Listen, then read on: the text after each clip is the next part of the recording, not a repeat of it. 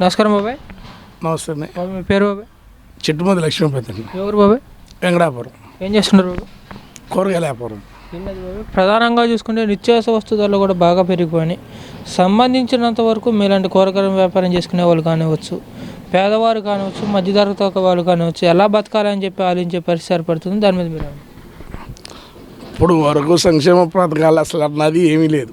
కూరగాయ రేట్లలో ఇప్పుడు చూసుకునే రేట్లలో బాగా ఉంది. మధ్యతరగతి మనిషి అన్నది కొనే ఓపిక లేకుండా మామూలుగా ఉండ రేట్లలో ఇప్పుడుకి మధ్యతరగతి మనిషి బతికే స్థితిలో లేదు. కష్టం బాగా, అతి కష్టం. రైతుల పరిస్థితి ఎలా ఉంది మరి?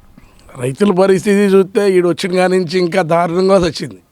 మామూలుగా వైసీపీ కార్యకర్తలు వచ్చిన అవకాశాన్ని బట్టి చూస్తే చాలా దారుణం, మహాదారుణం అంటే మహాదారుణం.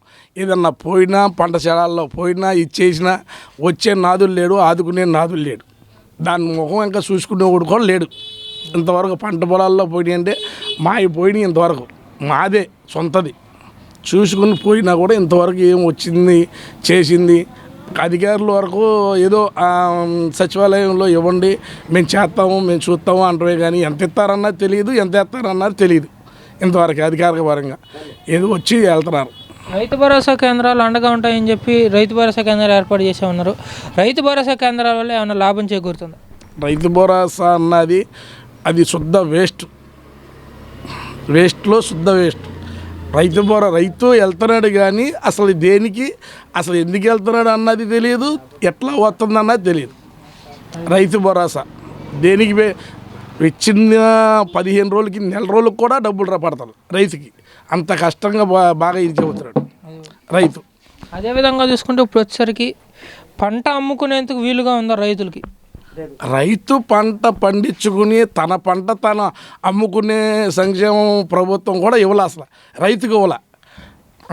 వెళ్ళి ఇది తీసుకోవాలి, దాంట్లో మనం పేరు నమోదు చేసుకోవాలి, ఇది అన్నది కొంచెం ఏదన్నా రైతుకి పంట పండించుకున్నప్పుడు రైతు అమ్ముకునే సంక్షేమంగా ఆ రైతుకి ఫ్రీగా వదిలేస్తే అది బాగుండేది.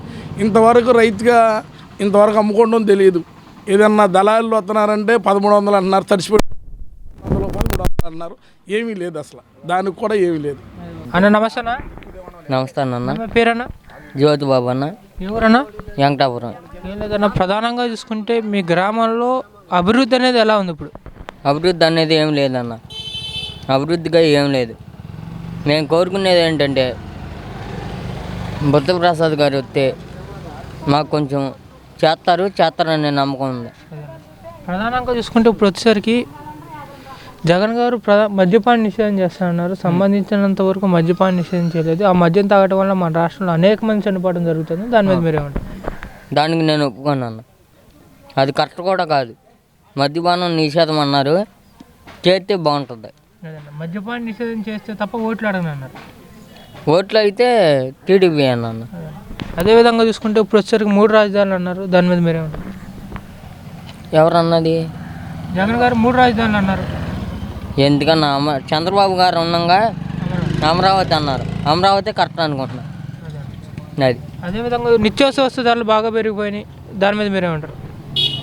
నిత్యావసర వస్తువులు అంటే ఇప్పుడు పప్పులు, ఉప్పు అవన్నీ బాగా పెరిగిపోయాయి. కరెంటు బిల్లు అవి కొద్దిగా తగ్గితే బాగుంటుంది అనుకుంటున్నాను అన్న. Current bill, gas bill. Current bill అయితే విపరీతంగా వస్తుందన్న.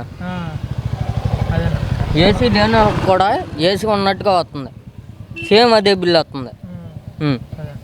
అదేవిధంగా చూసుకుంటే ఇప్పుడు వచ్చేసరికి ప్రతి ఒక్కరికి జగన్ గారు ఇళ్ల పట్టాలు ఇస్తా అన్నారు. ఇవ్వటం జరిగిందా? లేదన్న, లేదు, ఎవరికి ఇవ్వాల. అదేవిధంగా చూసుకుంటే ఇప్పుడు వచ్చేసరికి మంత్రులు, ఎమ్మెల్యేలు ఎలా పనిచేస్తున్నారండి వైసీపీ వాళ్ళు?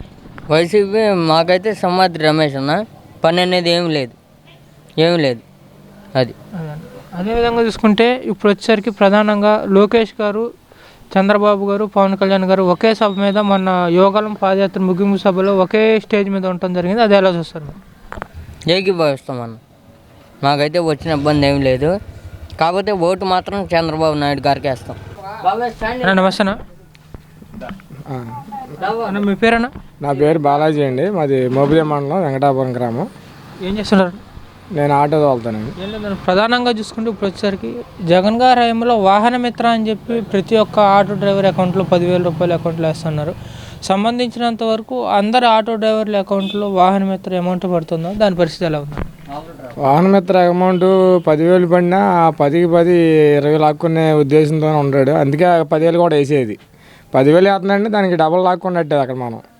కానీ తెలియని జనం ఏంటంటే మాకు 10,000 పడుతున్నాయి కదా అనుకుంటున్నారు. వాడు ఎందుకు వేస్తున్నాడో జనం తెలియట్లా.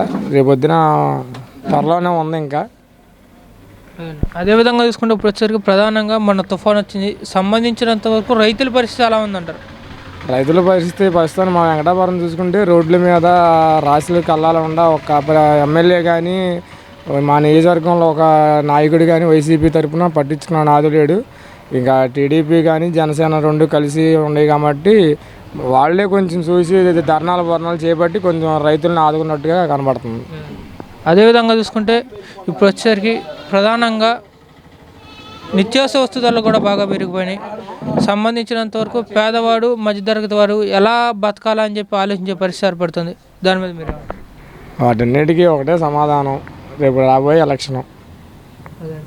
అదేవిధంగా చూసుకుంటే ఇప్పుడు వచ్చేసరికి చంద్రబాబు గారి హయాంలో రైతులకు అండగా ఉండటం కోసం పోలవరం ప్రాజెక్టు తీసుకురావడం జరిగింది. సంబంధించినంత వరకు 70% పైగా పోలవరం ప్రాజెక్టు చంద్రబాబు గారి హయాంలో కంప్లీట్ అయిపోయింది. ఉన్న 20% కూడా కంప్లీట్ చేయని పరిస్థితి జగన్ గారి హయాం వచ్చినాక. దీని గురించి మాట్లాడుతుంటే పట్టించుకోని పరిస్థితి. పవన్ కళ్యాణ్ గారు కూడా దీని నుంచి ప్రశ్నిస్తుంటే పట్టించుకోవట్లేదు. అదేవిధంగా పోలవరం మీద 2 ఇరిగేషన్ మినిస్టర్లు పనిచేశారని ఒకరు వచ్చారు అనిల్ కుమార్ యాదవ్ గారు, ఒకరు వచ్చారు అంబటి రాంబాబు గారు. అంబటి రాంబాబు గారు అంటే ఏకంగా అసలు పవన్ కళ్యాణ్ గారిని తిట్టడం, పవన్ కళ్యాణ్ గారిని విమర్శించడంతో ఉంటే అనిల్ కుమార్ యాదవ్ గారు వచ్చేసరికి తొందర ఎందుకన్నా అని చెప్పి ఆయన సెటర్లు వేస్తున్నారు. దాని మీద మీరేమంటారు? ఆయన షటర్లు బట్టి ఇప్పుడు వరకే కూడా మనం అతను చూసుకుంటే ఎక్కడ కూడా కనబడతల్లా. అంబటి రాంబాబు అంటావా ఇక ఆయన పరిస్థితి. సో మనం సూత్రం కదా బూతులు తిట్టుకోవటం. ఇక అన్నిటికీ రేపొద్దున అవనిగడ్డ నియోజకవర్గంలో కూడా త్వరలోనే వైసీపీని పతనం చూస్తాం. రేట్లకి మాట్లాడుకుని తక్కువ రేట్లకి వేసుకుని అప్పుడు కూడా దానికి మార్చి రాలేదు 27 రావాలి 25 రావాలి అని చెప్పి ఆడు కూర్చోవటం, 15 రావాలంటాం. ఈ రైతులంతానేమో ఇబ్బంది పడి ఈ ధాన్యాన్ని కూడా అమ్ముకోలేని పరిస్థితి ఈ జగన్ గారి ప్రభుత్వంలో వచ్చినటువంటి పరిస్థితి. ఇలాంటి పరిస్థితి ఏ రోజున కూడా ఎంతమంది ముఖ్యమంత్రులు అయినప్పుడు కాంగ్రెస్ వాళ్ళని ఇంకొకళ్ళని ఈ తెలుగుదేశం చంద్రబాబు గారు ఉన్న టైంలోనే కనీసం ఇట్లాంటి ఇబ్బంది మన రైతులు ఎవరు కూడా పడలేదు. వాళ్ళకి ఇట్లాంటిది కాకోకుండా వాళ్ళకి మంచి మార్గం చేయాలి అనేది రైతులందరూ అనుకుంటున్నారు. మనం కూడా నేను కూడా అలా చేస్తే బాగుంటుంది అనేది ఒక ఉద్దేశం. అదేవిధంగా చూసుకుంటే ఇప్పుడు వచ్చేసరికి ప్రధానంగా చంద్రబాబు గారి హయాంలో అయితే పంట ఎలా ఉన్నా కొనేవారు. మీరు అన్నట్టుగానే పంటకి మొలకొచ్చేసిన ఒక పంట ఎంత రేటు ఉంటే అన్న కొనే పరిస్థితి. ఇప్పుడు వచ్చేసరికి ఆర్బీకే కేంద్రాలు అయినా కానివచ్చు, సంబంధించిన అధికారులు అయినా కావచ్చు, పంటకి ఇంత పర్సంటేజ్ ఉంటే తప్ప కొనమని చెప్పి ఒక చోట అంటే అదే మిల్లర్లకు వెళ్ళేపాటికి మిల్లర్లో 1% చూపిస్తే కొన్న పరిస్థితి ఏర్పడుతుంది అన్నారు. అది ఎంతవరకు వాస్తవం? దాని మీద మీరు అది వాస్తవే. ఇక్కడేమో వీళ్ళు వచ్చేసి ఆర్బీకే వాళ్ళు వచ్చేసి మా దగ్గర మార్చి చూద్దాం రండి అని చెప్పి తీసుకెళ్ళి ఇక్కడ 17 వస్తే మిల్లర్ లోడ్ దగ్గరికి వెళ్ళేటప్పటికి ఆడి 23, 25 వచ్చేది. ఆడికి బోల్ట్ తేడా రావటం, వాళ్ళేమో అక్కడ ఆపటం, వీళ్ళేమో కాదు ఎంత వచ్చిందని వాళ్ళు ఎంత వచ్చిందని ఈ లోపు ఈ మొలకలు రావటం. అసలు మిల్లర్లోళ్ళు కూడా చాలా దారుణంగా దోసుకు తింటున్నారు. ఇది మిల్లర్లోళ్ళు కాదు, అది ఎవరికైనా వ్యాపారస్తులుగా అమ్ముకోవడానికి అవకాశం కల్పించితేనే బాగుంటుంది అనేది కూడా మా ఉద్దేశం.